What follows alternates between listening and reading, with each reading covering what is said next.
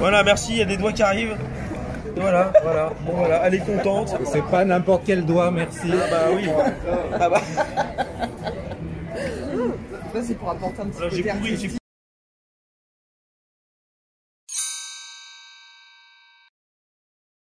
Salut tout le monde, bienvenue sur idbooks.com. On n'est pas à l'autre bout du monde, au bord d'une piscine de rêve. Non, on est en plein Paris, sur une péniche au bord de la Seine pour la présentation du Motorola One Vision.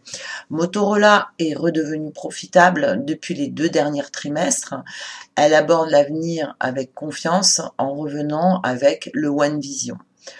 On a pu le prendre en main le temps d'une soirée, on l'a déjà reçu à la rédaction, donc on va pouvoir le tester un peu plus profondément.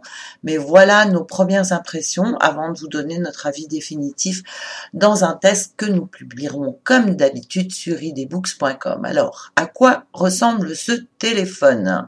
Motorola a choisi un format 21/9 comme celui du Sony Xperia 10 Plus.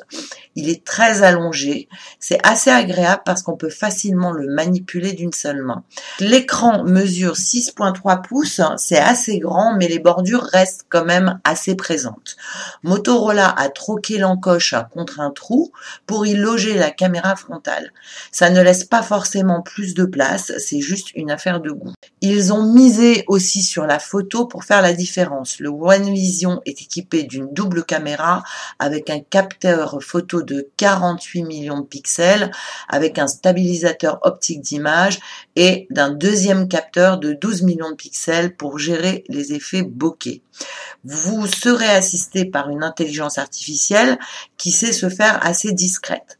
Il apparaît uniquement quand elle juge nécessaire d'améliorer la qualité d'une photo. Le One Vision arrive aussi avec un nouveau mode nuit. On a pu brièvement le tester dans une black box et c'était ma foi assez probant. Le smartphone réussit à sortir une photo claire et nette, mais cela demande à être testé en conditions réelles. Le smartphone arrive aussi avec tous les petits plus signés moto, comme on aime bien, comme le détourage ou la sélection des couleurs. Pour en finir avec la photo, on trouve une caméra de 25 millions de pixels à l'avant.